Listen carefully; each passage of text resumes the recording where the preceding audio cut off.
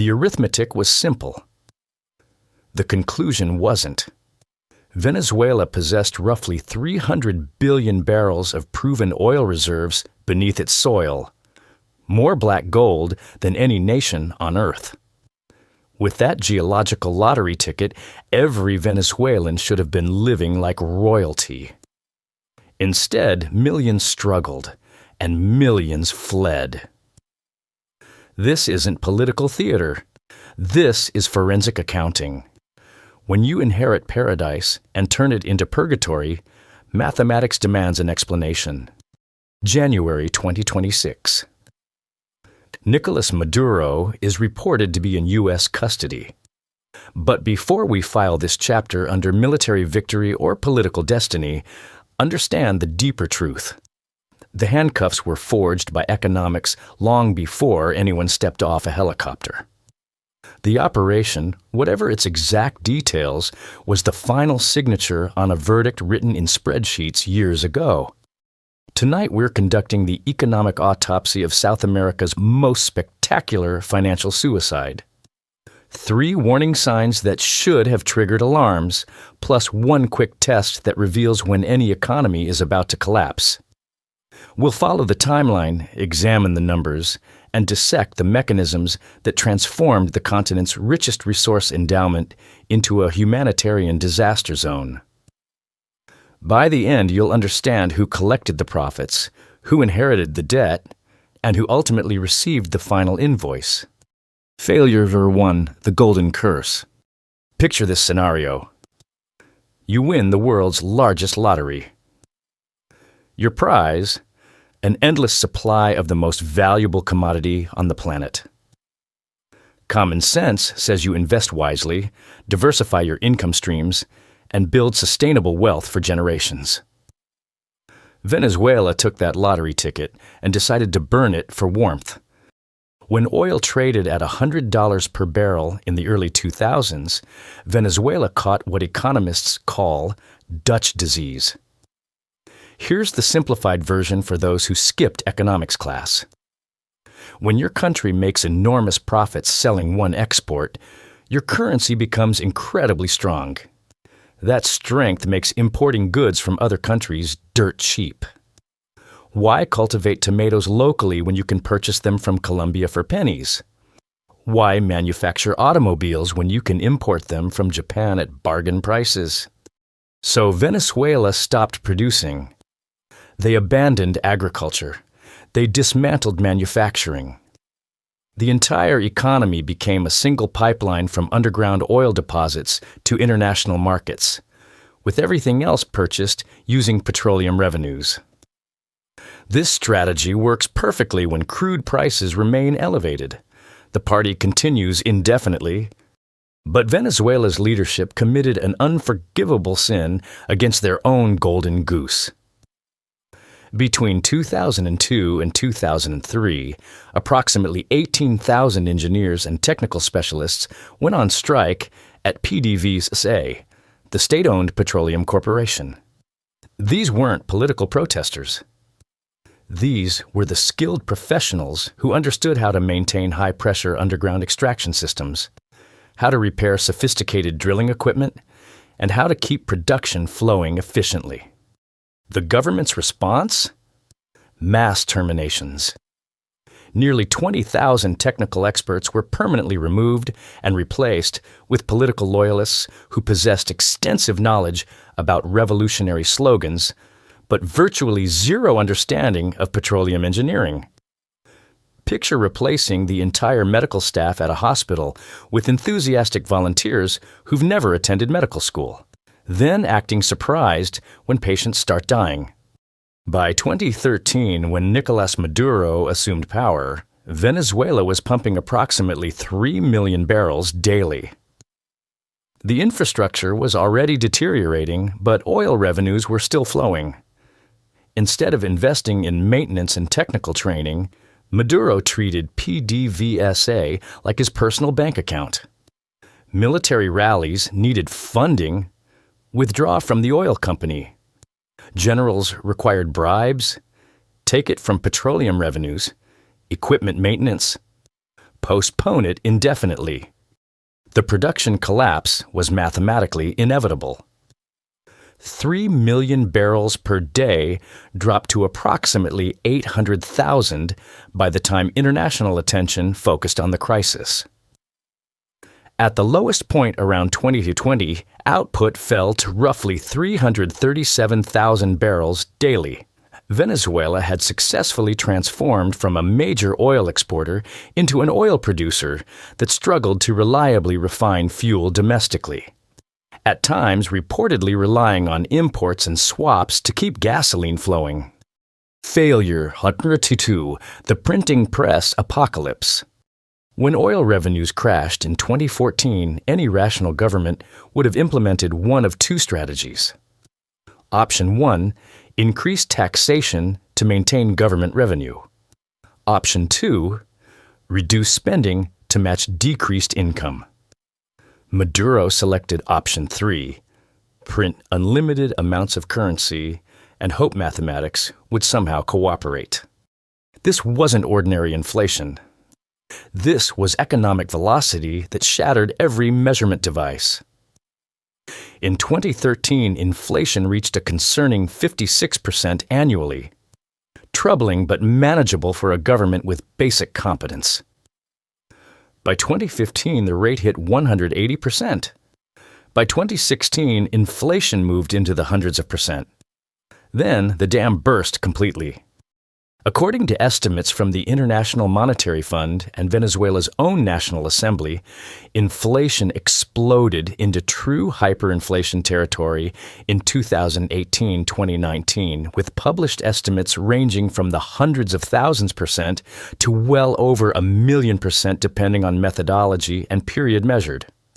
To contextualize those numbers, imagine purchasing eggs on Monday for $1 each. By Friday, those same eggs would cost $3,000. Prices weren't adjusting monthly or weekly, they were changing hourly. Restaurant owners stopped printing menus with prices because by the time customers finished their appetizers, the cost of their entrees had doubled. The Bolivar currency became so worthless that citizens started using the physical bills as craft materials because the paper had more value than the printed numbers. Street vendors began weighing currency instead of counting it because carrying enough cash for basic purchases required wheelbarrows. ATM machines couldn't dispense sufficient bills for a single transaction because the maximum withdrawal amount wouldn't cover a loaf of bread. Maduro's explanation for this economic implosion? He declared an economic war orchestrated by capitalist parasites and international conspiracies. He dispatched military units to force store owners to maintain artificially low prices. Soldiers would enter electronic stores and demand that televisions be sold for $10. The shopkeeper would comply, sell the television for $10, then discover he couldn't afford to purchase replacement inventory. Shelves emptied across the country. This represents the second nail in the economic coffin, the complete destruction of monetary trust. Every economic system depends on confidence that currency will retain value between earning it and spending it. Maduro eliminated that confidence, transforming every paycheck into a race against time. Citizens would sprint to stores immediately after receiving wages, purchasing anything available because holding cash guaranteed losses. Failure, Figure 3, Starvation as Statecraft. By 2016, a grim joke circulated through Caracas streets about the Maduro diet. The punchline: guaranteed weight loss, but you won't feel healthier. According to university surveys, approximately 75% of the population lost an average of 19 pounds during 2016 alone. Not through exercise programs, but through involuntary starvation. When hyperinflation destroyed purchasing power and price controls emptied store shelves, the government introduced a solution that doubled as a political weapon. Clap boxes, supposedly emergency food assistance, became the most powerful control mechanism in the country. These cardboard packages contained basic staples delivered directly to households, but distribution followed strict political criteria. Citizens who attended opposition rallies found their food deliveries mysteriously delayed. Neighborhoods that voted against government candidates discovered that delivery trucks experienced frequent mechanical problems. Families refusing to sign pro-government petitions learned that their names had been accidentally removed from distribution lists. The forensic audit reveals something even more sinister. Alex Saab, who was reportedly Maduro's financial intermediary and was exchanged in a prisoner swap with the United States in 2023, allegedly managed these food contracts. According to various reports and investigations, the government was importing low-quality products, often nutritionally deficient or near expiration, while billing the Venezuelan state at massive markups. They were allegedly purchasing powdered milk from Mexico with virtually no nutritional content, marking up the costs by hundreds of %, and distributing the proceeds among regime insiders. While Venezuelan children collapsed from malnutrition in school classrooms, the inner circle reportedly accumulated wealth from the very hunger they had created. They transformed mass starvation into a profit center. Consider the psychological calculation required for this strategy. Step 1. Destroy domestic agriculture through currency manipulation. Step 2. Eliminate purchasing power so citizens cannot afford imported food. Step 3. Position yourself as the sole food provider while secretly profiting from the crisis. Step 4. Use food distribution as political leverage to maintain power. This economic crime accomplished something that opposition political parties never could. It broke the revolutionary spirit of the working class. History teaches us that hungry populations rarely organize effective rebellions. Empty stomachs focus on immediate survival, not political organizing. Failure, Srfor, the Great Exodus. When buildings catch fire, occupants don't debate architectural aesthetics. They escape through any available exit. By 2018, Venezuela wasn't just burning. It had become an inferno, consuming everything valuable within its borders. The population made a collective decision. If they couldn't vote Maduro out through elections, they would vote with their feet. Since 2014, roughly 7.5 million Venezuelans have abandoned their homeland. That represents approximately 25% of the entire population. Imagine if every resident of Texas simultaneously decided to leave, or if the entire population of Switzerland packed their belongings and moved abroad. This migration crisis became one of the largest displacement events in the modern Western Hemisphere. The critical difference? No foreign armies invaded Venezuela. No bombs destroyed cities. The destruction came entirely from economic policies we've been documenting. And who departed? Everyone with options, but specifically the professionals essential for running a modern country. Physicians, engineers, teachers, petroleum technicians. The institutional knowledge required to rebuild a functioning economy. Picture a hospital in Caracas during 2019. The electrical power fails because the grid has collapsed. We'll examine that catastrophe shortly. The backup generator doesn't activate because maintenance contracts were never renewed. The surgeon isn't present because his monthly salary collapsed to a level that made survival impossible, so he relocated abroad. This brain drain created a vicious cycle. As skilled professionals emigrated, remaining institutions deteriorated further, encouraging additional departures. When oil extraction equipment malfunctioned, the engineers capable of repairs were living in Houston. When power generators failed, the electrical specialists were working in Madrid. The psychological impact was equally devastating. Millions of Venezuelans walked through the Darien Gap, one of the world's most dangerous jungle regions, risking death by exposure, disease, and violence, simply for the possibility of reaching safety. This mass exodus accomplished two objectives for the regime. It reduced the population requiring government services, but it also created a permanent international embarrassment. You cannot claim to lead a socialist paradise when a quarter of your population prefers to risk death in jungles rather than remain in your paradise. These millions of voices in the diaspora became the most effective anti-government lobby, sending remittances to keep their families alive while simultaneously appealing to international organizations for intervention. Failure, 5.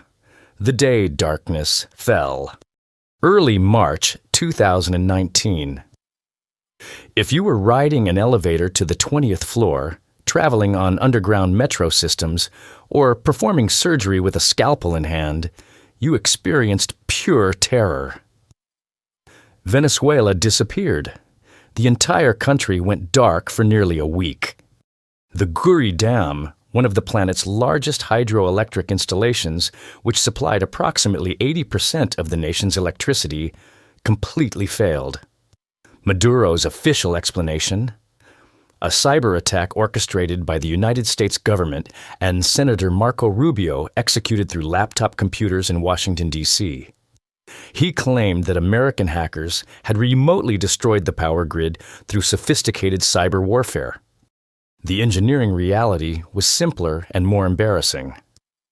The same institutional destruction that decimated PDVSA had been applied to the electrical system. Maintenance contracts were canceled to redirect funds toward political priorities. Skilled technicians were replaced with political appointees. Vegetation grew around substations until it ignited, triggering cascading failures. Critical equipment was never replaced or repaired. When the lights died, the water pumps stopped. Venezuela is a tropical country where temperatures reach 90 degrees Fahrenheit. No air conditioning, no electric fans, and now no water flowing from municipal systems. Citizens were observed collecting water from contaminated rivers just to flush toilets and wash clothes. But the true horror unfolded in medical facilities. Neonatal incubators powered down. Dialysis machines stopped functioning. Intensive care units became death chambers. We may never know the exact casualty count from those 5 days, but medical professionals reported patients dying simply because the machines sustaining their lives had no electrical power.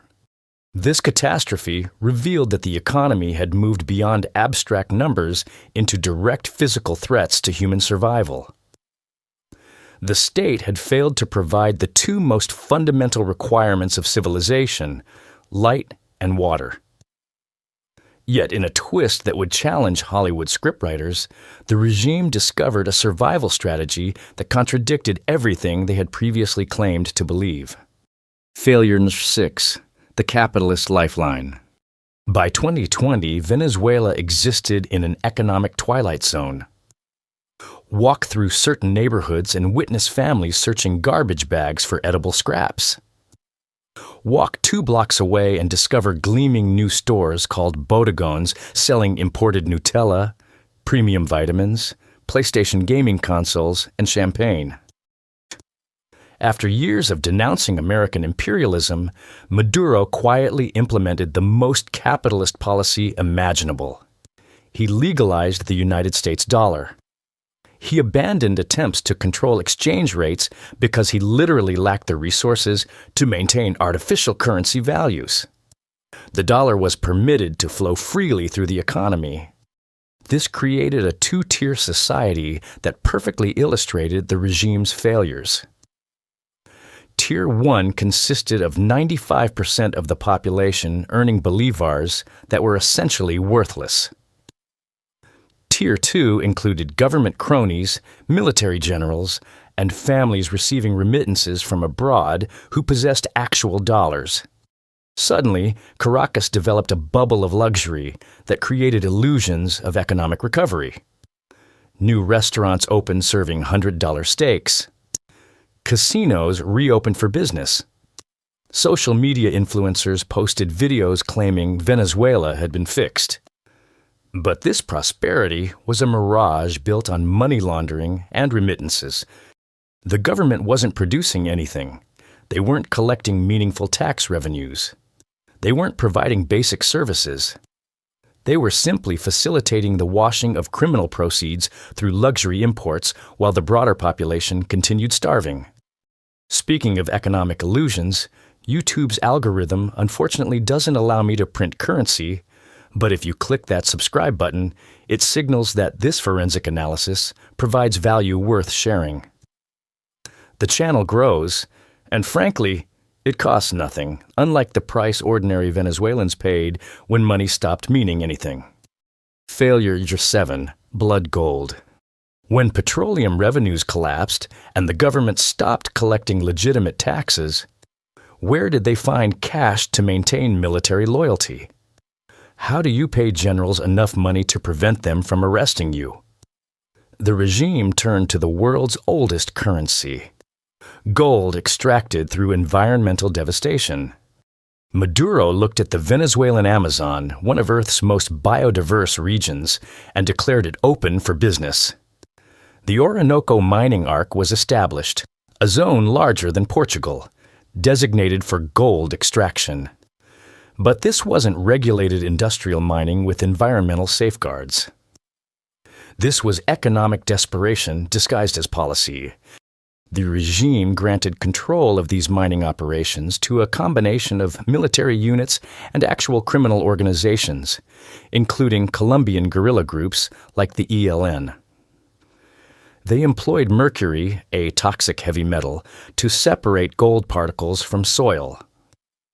That mercury flows directly into river systems, poisoning indigenous communities and destroying aquatic ecosystems. The extracted gold is then transported, often on private aircraft, to destinations like Turkey, the United Arab Emirates, or Iran. It's sold for cash without documentation, receipts, or taxation. Pure proceeds delivered directly to the presidential palace to maintain the loyalty of essential supporters.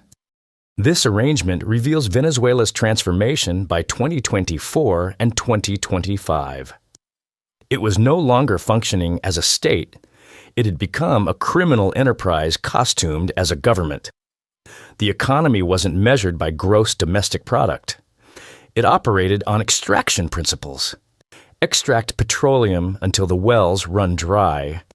Extract gold until the mountains are hollow. Extract money from migrants. Extract hope from the population. But criminal enterprises eventually exhaust their resources and their protection networks. When you've stolen everything available and your allies abandon you, the mathematics become unforgiving. Failure, number 8, the election, miscalculation.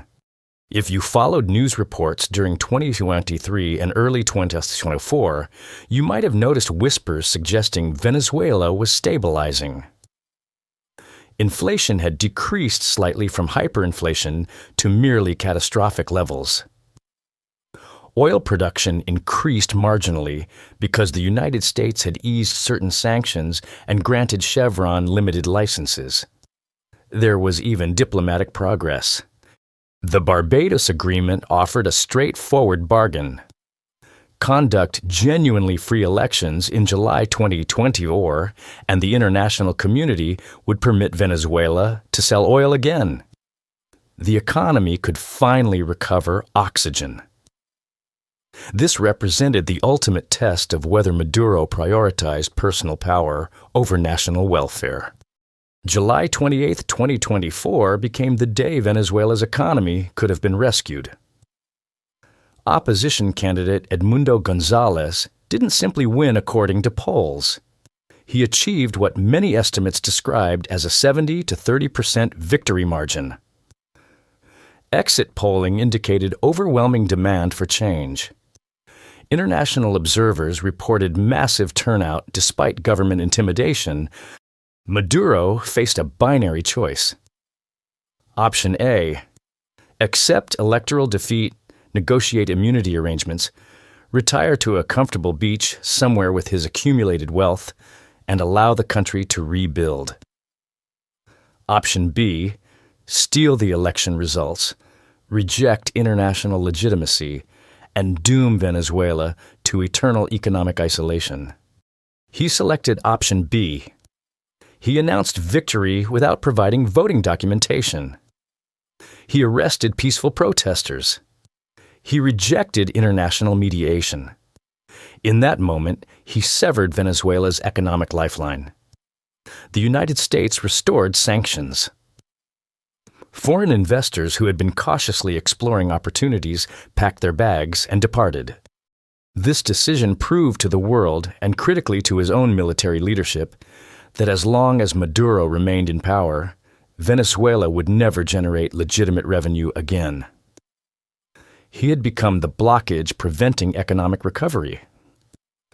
When generals cannot pay their troops because the president has made himself internationally radioactive, loyalty begins deteriorating rapidly. Failure, number 9, from politician to cartel boss. When petroleum revenues disappeared and gold mining proved insufficient, the state embraced the most profitable commodity in South America: cocaine trafficking. According to U.S. prosecutors, the Venezuelan government allegedly became the logistics coordinator for drug trafficking operations. The allegations center on what investigators call the Cartel of the Suns, named after the sun insignia worn by Venezuelan military generals on their uniforms. The alleged scheme was elegant in its simplicity. Instead of hiding from law enforcement, become the law enforcement. Control the radar systems, manage the ports, command the airspace. Transform the entire state apparatus into a criminal support network. But narco states create inherent instability. They invite international law enforcement attention. The U.S. Department of Justice began treating Maduro not as a political leader, but as a criminal defendant, similar to El Chapo or other cartel leaders. The $15 million bounty on his head transformed him into a walking lottery ticket. Consider the psychological implications. Every time Maduro entered a room with his security detail, he had to calculate whether those bodyguards wanted to protect him or collect the $15 million reward. When the economy has collapsed and military salaries have evaporated, $15 million becomes extremely attractive to hungry soldiers. This criminal transformation isolated Venezuela completely. Even traditional allies like China and Brazil began distancing themselves. Nobody wants to conduct business with someone carrying active Department of Justice indictments. It's terrible for international relations and corporate reputations. As 2025 concluded, Maduro found himself alone. The petroleum money was gone. The population had fled or was starving. The infrastructure had disintegrated. The military was unpaid and tempted by bounties. Economic reality had finally cornered his political fantasy. Failure, of course, when the money runs out. History teaches one undeniable lesson about dictatorships. You can survive being hated by your population. You can survive international sanctions. You can even survive coup attempts. But you cannot survive when your own bodyguards realize they have better futures without you. Why did the final collapse occur now? Why January 2026? Because the economic mathematics finally reached zero. Reports suggest that during the final months of 2025, cash payments to top military leadership began arriving late or in reduced amounts. The gold mines were being squeezed by international pressure. Drug trafficking routes were being intercepted by aggressive patrols. The loot was running out. This brings us to the ultimate economic principle: incentive structures. For 10 years, the incentive for military leadership was clear: protect Maduro receive payment, maintain personal safety. By January 2026, that incentive had flipped. Protect Maduro and go down with him, or cooperate with his removal and possibly negotiate plea agreements while keeping some accumulated wealth. When the operation moved, they didn't encounter fanatical resistance from thousands of loyal troops. They faced a regime that had already hollowed itself out.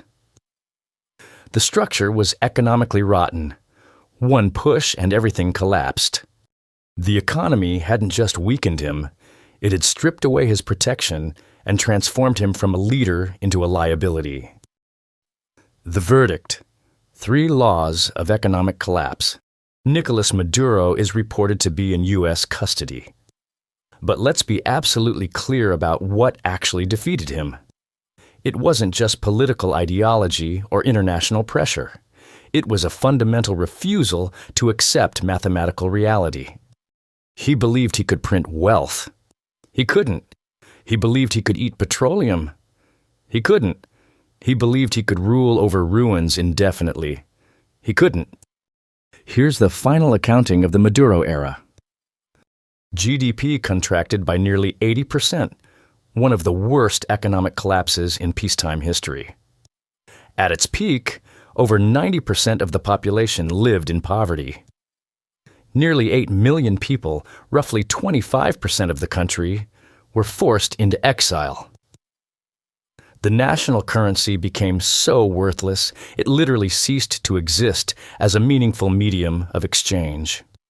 From this catastrophe, we extract 3 universal laws. Law 1. Destroy competence and production dies. When you fire the engineers, the machines stop working. When you replace expertise with political loyalty, systems collapse. Competence cannot be faked, and incompetence cannot be hidden. Law 2. Destroy money and trust dies. Currency represents a social contract that value will be preserved between earning and spending. Break that contract, and society fragments. Trust, once lost, requires decades to rebuild. Law 3. Reward extraction over creation, and society bleeds out. When stealing becomes more profitable than producing, when destruction generates more wealth than construction, the system cannibalizes itself until nothing remains. Now for the quick test. Any economy showing these 3 symptoms simultaneously is approaching terminal failure. Watch for mass departure of skilled professionals, hyperinflation destroying savings, and leadership prioritizing short-term extraction over long-term production. There will be trials, lawyers, and headlines about justice. But no courtroom can contain the true scale of Venezuelan suffering. You cannot sue for a lost decade. You cannot refund stolen childhoods. You cannot compensate for the empty chairs at dinner tables where 8 million people once sat. Maduro may be detained, but Venezuela must now free itself from the wreckage created by the system that kept him in power. That reconstruction will require even more courage than the resistance that challenged it. If this forensic analysis opened your eyes to economic reality, hit that subscribe button. The channel grows when serious work gets rewarded, and it helps this kind of investigative content reach the people who need it. Economics isn't numbers, it's life.